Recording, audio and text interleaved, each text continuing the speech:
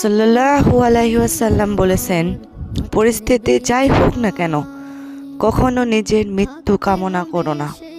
আল্লাহর ওপর ভরসা রাখুন, নিশ্চয় তিনি উত্তম প্রতিদান দেবেন ইনশাআল্লাহ।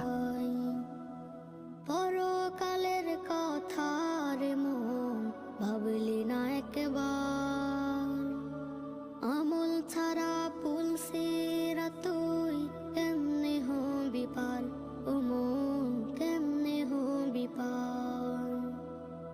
পরকালের কথা রে মন ভাবলি না একবার, আমল ছাড়া পুলসিরা তুই কেমনে হবি পার, ও মন কেমনে হবি পার।